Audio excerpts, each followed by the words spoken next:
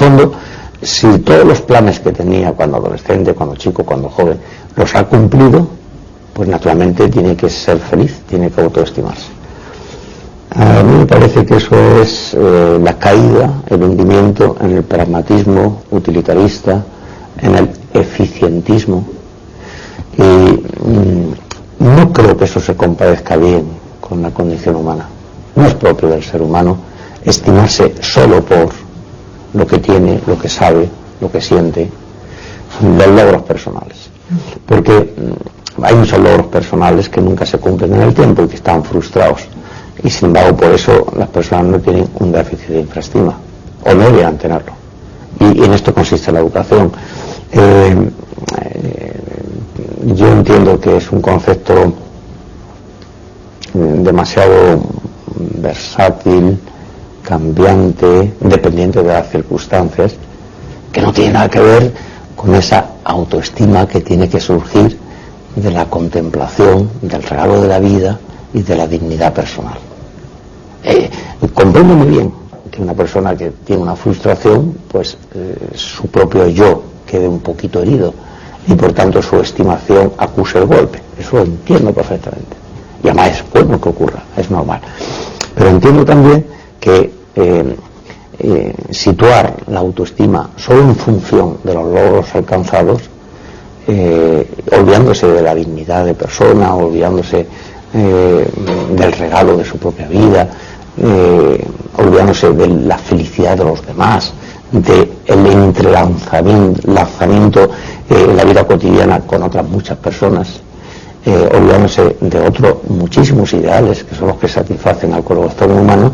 Me parece que es algo así como el hundimiento de toda esa casa del ser en que se cobija la persona, ¿no? Por eso creo que en general el concepto de autoestima que hoy circula adolece de ese defecto inicial. Hay muchas personas que no han logrado sus aspiraciones y sin embargo se estiman bien y además son felices. Por otro lado, tampoco se puede decir que la autoestima está fijada en un contexto naturalista, ¿no? Por el hecho de nacer, de que no han regalado la vida, ya somos felices, ¿no? Yo creo que hay un añadido, hay un plus que ha tergiversado ese concepto. Y es que la autoestima está muy relacionada, por ejemplo, con otros conceptos a los cuales hoy no se menciona. Por ejemplo, la vanagloria, la vanidad, la autoexaltación personal, el orgullo, la soberbia, el amor propio. Son conceptos que siempre se han utilizado. Yo no pienso que la persona en los albores del siglo XXI ya no sea orgullosa, no tenga amor propio, no es verdad esto, no es verdad. Y eso se ha olvidado, se ha pasado página. Quizás porque, como procedía de otras disciplinas, se ha convertido erróneamente en mera moralina y se la ha despreciado, pero eso no es cierto. Es decir, podemos formular la autoestima en un concepto más psicológico y a lo mejor, por ejemplo, el orgullo o la soberbia o el amor propio en un concepto más de la teología moral, pero el entramado en la persona humana es en parte soberbia y es en parte autoestima, y hay que diferenciar lo uno y lo otro, porque hay que conducir la propia vida sabiendo qué estrategia emplear para lo uno y para lo otro, y a lo mejor hay que evitar la soberbia y sin embargo hay que acrecentar la autoestima, y a lo mejor hay que proteger más la autoestima cuando uno descubre sus defectos personales horrorosos, y sin embargo saber que la no soberbia en ese caso supone la humildad de aceptarse como uno es. Se ve que hay un entramado. Entonces a mí me parece que en la sociedad actual todo lo que han sido radicales, constitutivos de la condición humana, y además muy bien asentados, porque sobre esto no solamente es que la teología moral tenga mucho que decir, sino toda la filosofía moral. Es decir, hay una tradición de 25 siglos que ha sido tirada al cesto de la basura a cambio del eficientismo. Si usted tiene logros en sus expectativas, usted tiene mucha autoestima. Y eso no es verdad. En una clínica psiquiátrica se ve el hondón de la intimidad humana continuamente.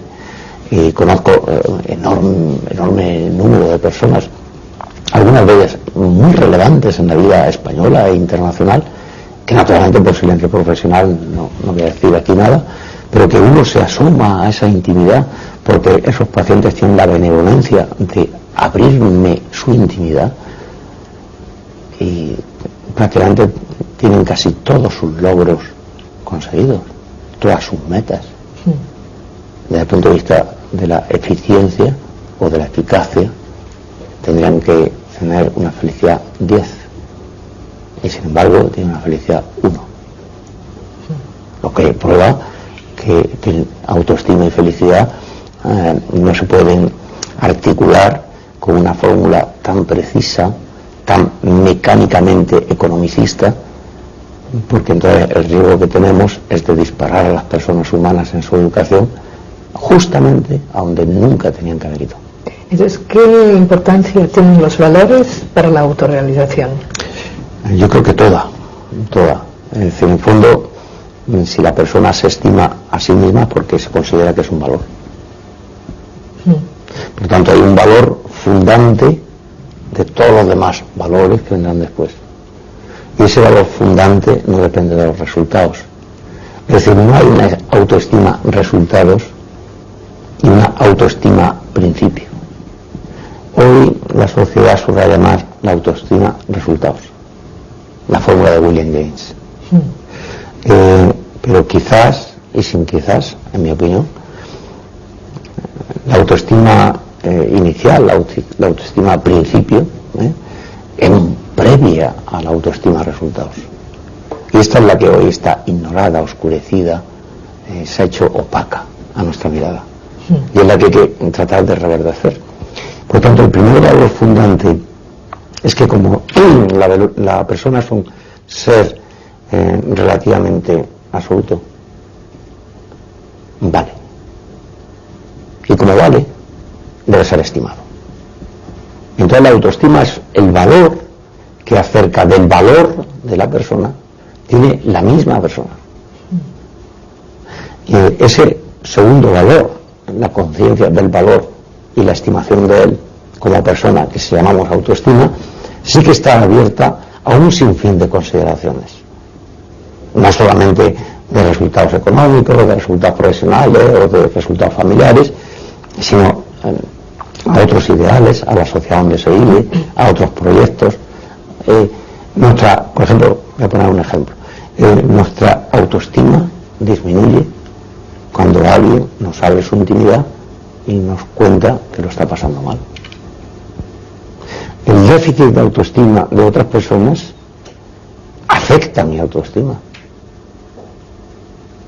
Prueba de que el eficientismo, los resultados y las expectativas no resuelven el problema. Por eso me parece importante que cuando se hable de autoestima se hable de valores. Aunque después también volveremos sobre ello a lo largo de este seminario, ¿no? Sí me importa decir aquí una consideración que me parece fundante y ineludible.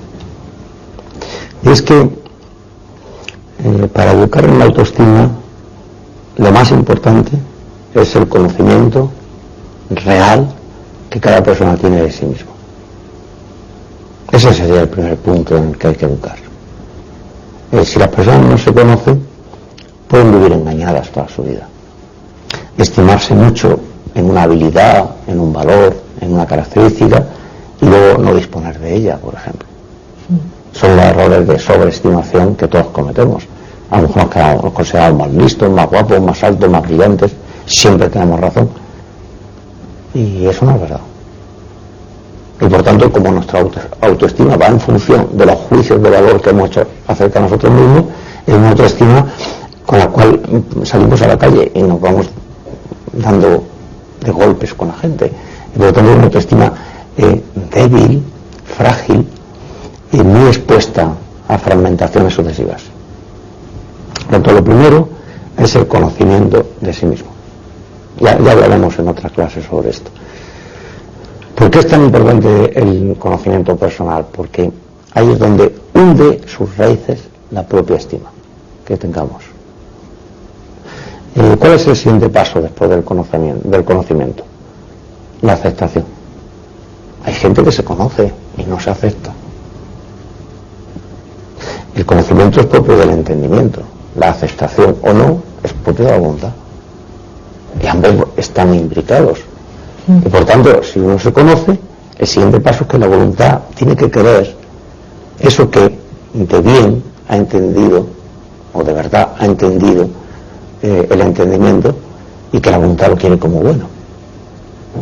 Sin la aceptación, sin la autoaceptación personal, los ciudadanos se dirigen al precipicio.